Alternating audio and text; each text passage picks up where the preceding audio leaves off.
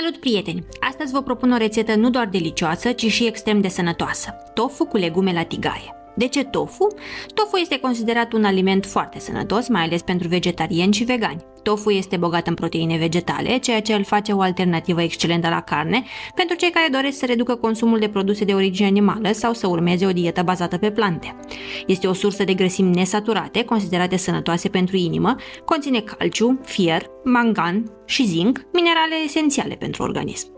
Sfărâmăm 500 de grame de tofu ferm într-un bol. Dacă vă plac rețetele mele, nu uitați să vă abonați pentru a nu rata niciun video nou. Susținerea dumneavoastră ne ajută să continuăm acest proiect minunat.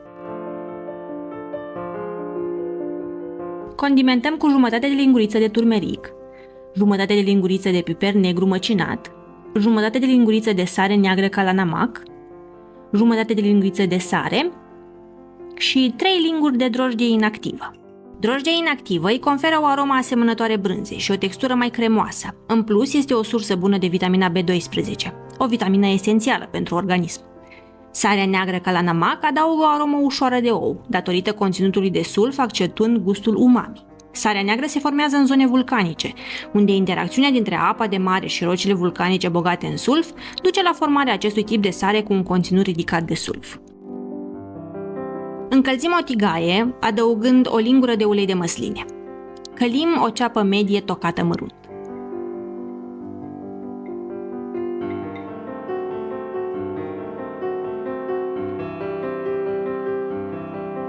Adăugăm o lingură de ghimbir ras și 3-4 căței de usturoi zdrobit. Călim pentru 2-3 minute.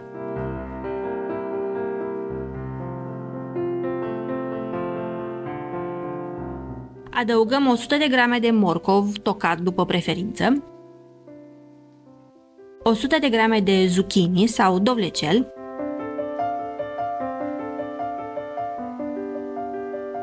și 100 de grame de ciuperci. Noi am folosit ciuperci din conservă, dar puteți folosi ciuperci proaspete dacă aveți la îndemână. Călim împreună pentru 3-5 minute. Puteți adăuga și alte legume, precum ardei, brocoli sau conopidă. Dacă vă place gustul picant, adăugați un ardei iute tocat mărunt.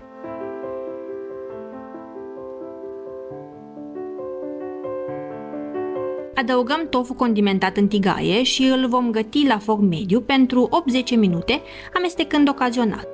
Dacă preferați o consistență mai cremoasă, adăugați câteva linguri de lapte de cocos sau de soia. Această rețetă de tofu cu legume este nu doar delicioasă, ci și o modalitate simplă și eficientă de a-ți alimenta corpul cu nutrienți esențiali.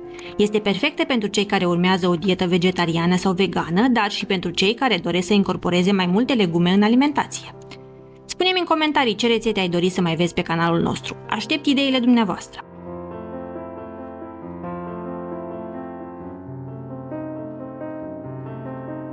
Adăugăm ceapa verde tocată și amestecăm ușor. Merge de minune servit cu murături, o salată proaspătă sau un sos preferat. Am încercat chiar și cu ketchup.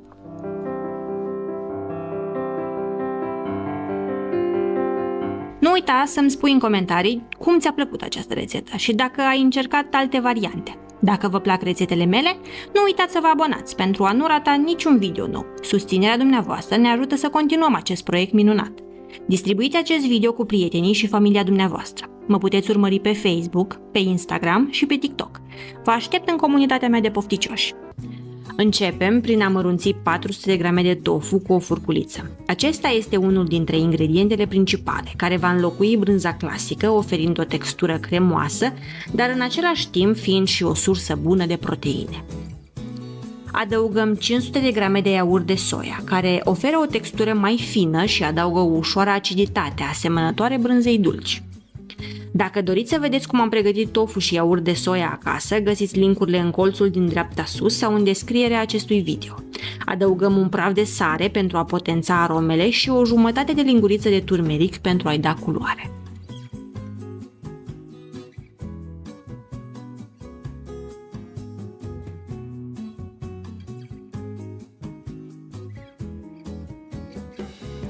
Pentru aromă adăugăm o linguriță de esență de vanilie și îndulcim cu 125 de ml de sirop de agave. un îndulcitor natural ce va oferi un gust perfect echilibrat. Dacă doriți, puteți adăuga coajă de portocale sau coajă de lămâie. Și dacă preferați, puteți folosi zahăr sau orice fel de alt îndulcitor aveți la îndemână. Adăugăm 3 linguri de amidon de porumb. Acesta ajută la legarea compoziției și îi oferă consistență. Amidonul poate fi înlocuit cu făină de tapioca sau făină de orez. Acesta este un desert simplu, dar delicios. Dacă vă place rețeta, nu uitați să dați un like, să vă abonați și să lăsați un comentariu. Adăugăm 50 de grame de merișoare și 50 de grame de stafide pentru un plus de dulceață și un gust ușor fructat.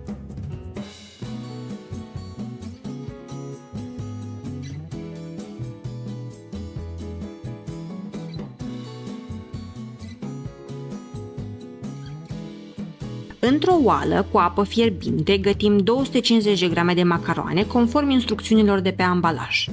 Pentru această rețetă eu am folosit macaroane, dar puteți folosi orice tip de paste preferați. Fusilli, penne, farfalle sau chiar spaghetti. Toate merg la fel de bine. Alegeți ceea ce aveți la îndemână sau ce vă place cel mai mult. După ce sunt fierte, le scurgem bine și le adăugăm peste compoziția noastră. Amestecăm totul foarte bine pentru a ne asigura că pastele sunt uniform acoperite cu crema de tofu și iaurt.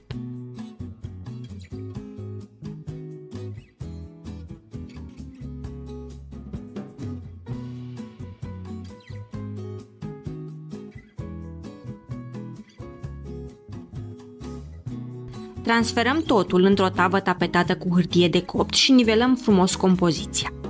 Dăm tava la cuptorul preîncălzit la 180 de grade Celsius și coacem timp de 35-40 de minute până când desertul capătă o nuanță aurie și o textură ușor fermă la suprafață. După coacere, lăsăm să se răcească puțin înainte de a-l tăia. Se poate servi atât cald cât și rece. Este delicios în ambele variante. Și gata! Avem un desert simplu, nostalgic și 100% vegan. Macaroanele cu brânză au o textură cremoasă și un gust dulce aromat, exact așa cum mi le amintesc din copilărie. Sper să încercați și voi această rețetă și să vă placă la fel de mult cum îmi place mie. Nu uitați să dați un like, să vă abonați și să-mi scrieți în comentarii cum vi s-a părut. Primul pas este să pregătim tofu. Vom lua 500 de grame de tofu și îl vom rupe în bucăți mai mici. Tofu este o sursă excelentă de proteine vegetale și este plin de nutrienți. De asemenea, este o alegere ideală pentru cei care doresc să reducă consumul de carne, dar au nevoie de o sursă consistentă de proteine.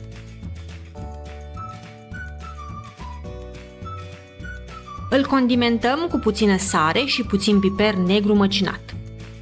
Tofu este bogat în fier, calciu și magneziu, esențiale pentru sănătatea oaselor și a sistemului muscular. Conține izoflavone compuși cu proprietăți antioxidante care pot susține echilibrul hormonal. Introdus într-o alimentație echilibrată alături de alte ingrediente, este o adiție valoroasă pentru un stil de viață sănătos. După ce am condimentat tofu, îl punem într-o tavă și îl dăm la cuptor la 180 de grade Celsius timp de 30 de minute, amestecându-l la jumătatea timpului. Acesta va deveni fraged și ușor crocant pe margini, adăugându-i o textură grozavă preparatului nostru. Tocăm mărunt o ceapă mare.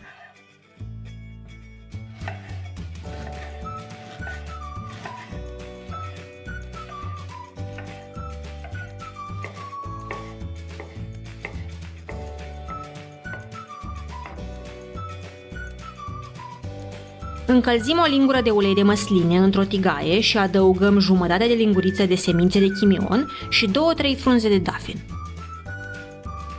Când semințele de chimion încep să sfârâie, adăugăm ceapa tocată fin și o lăsăm la foc mediu până devine translucidă. Chimionul este cunoscut pentru proprietățile sale digestive, iar dafinul adaugă o aromă subtilă și profundă, care este caracteristică bucătăriei indiene. Acum adăugăm o lingură de ghimbir ras și o lingură de usturoi tocat. Vom găti pentru 1-2 minute. Usturoiul și ghimbirul nu doar că dau o aromă inconfundabilă mâncării, dar au și numeroase beneficii pentru sănătate. Au proprietăți antibacteriene, antivirale și antiinflamatoare. Apoi vom adăuga condimentele care fac această rețetă deosebită. Turmeric, chimion, coriandru, ardei iute și, desigur, gram masala, care este un amestec de condimente tradițional indian. Călim condimentele timp de 1 minut pentru a elibera și intensifica aromele. deoarece căldura ajută la activarea uleiurilor esențiale și a compușilor aromatici din mirodenii. Adăugăm puțină apă pentru a preveni arderea acestora, deoarece un amestec de condimente arse poate deveni amar și poate afecta gustul preparatului. Adăugăm 3 linguri de pastă de tomate, care va da sosului nostru o bază mai consistentă și un gust ușor dulce-acrișor. Pentru o consistență cremoasă vom adăuga 50 de ml de lapte de cocos. Acesta nu doar că îmbunătățește textura preparatului, dar îi conferă un gust ușor dulceag, care contrastează perfect cu condimentele intense.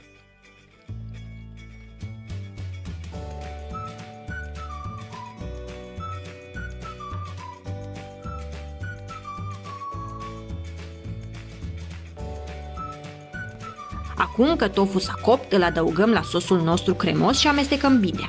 Tofu adaugă o cantitate considerabilă de proteine, fiind o alternativă excelentă la proteinele animale, iar combinat cu spanacul, care este o sursă bună de fier, avem o masă echilibrată și hrănitoare. Dacă sunteți în căutarea unei surse de proteine vegetale, acest preparat este perfect pentru voi.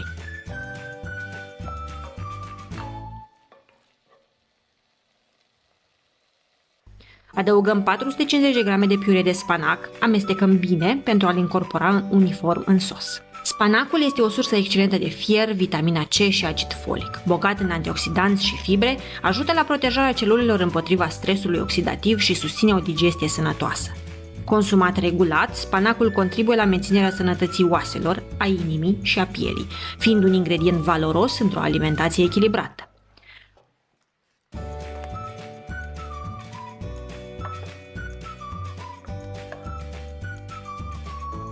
Gustăm și ajustăm sarea după preferințe. Dacă este nevoie, mai adăugăm puțină apă pentru a obține consistența dorită. Știu că nu este cea mai aspectuoasă mâncare și poate nu pare foarte atrăgătoare la prima vedere, dar vă asigur că merită încercată. Este o rețetă delicioasă, plină de savoare, iar dacă nu vă lăsați influențați de aspect, veți descoperi o multitudine de arome și gusturi surprinzătoare. Acoperim cu un capac și lăsăm să fiarbă la foc mic timp de 1-2 minute, astfel încât aromele să se îmbine armonios. Acum adăugăm o lingură de frunze de schinduf uscat și o lingură de zeamă de lămâie, pentru un strop de prospețime. Amestecăm bine și mai lăsăm să fiarbă 1 minut.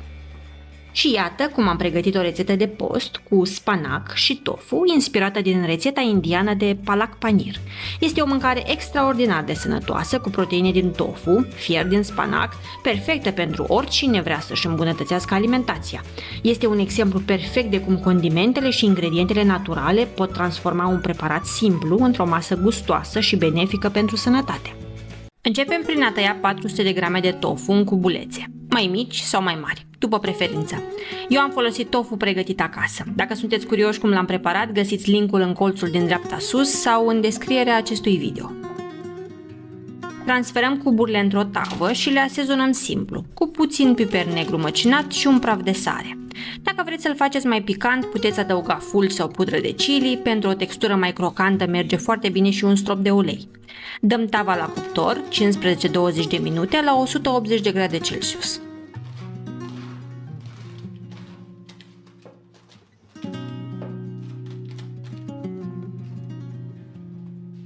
Cât timp se coace tofu, ne ocupăm de legume.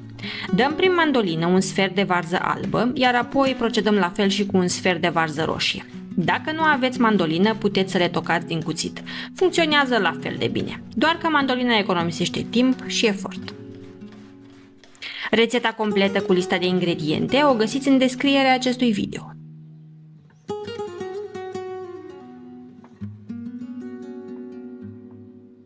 Adăugăm apoi un morcov. Eu folosesc un instrument care taie fâșii subțiri și frumoase. Nu știu exact cum se numește, dacă știți, scrieți-mi în comentarii.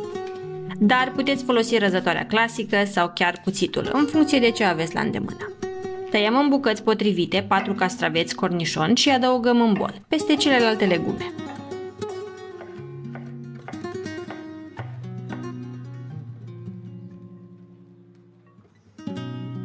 Tocăm 3 fire de ceapă verde, care va aduce un plus de prospețime și un gust ușor picant.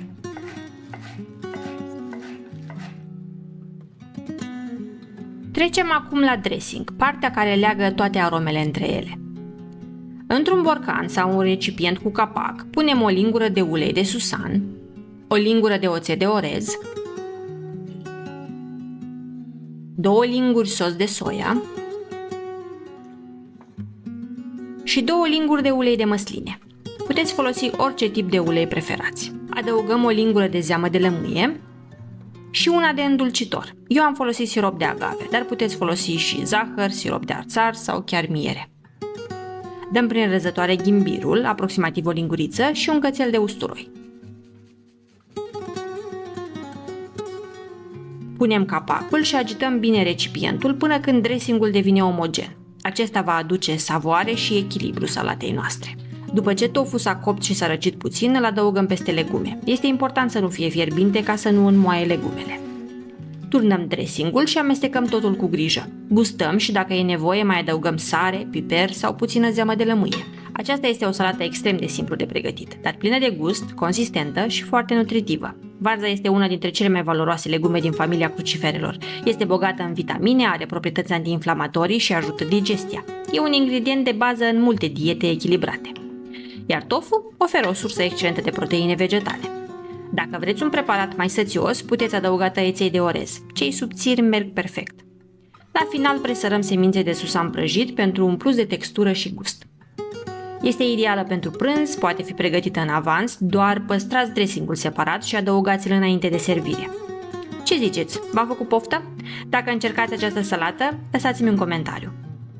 Dacă doriți să susțineți activitatea mea, abonați-vă la canal. Dacă v-a plăcut video, dați un like. Apăsați clopoțelul pentru a primi notificări când apare ceva nou. Mă puteți urmări și pe Instagram, TikTok și Facebook. Vă mulțumesc pentru vizionare și până data viitoare vă doresc numai bine!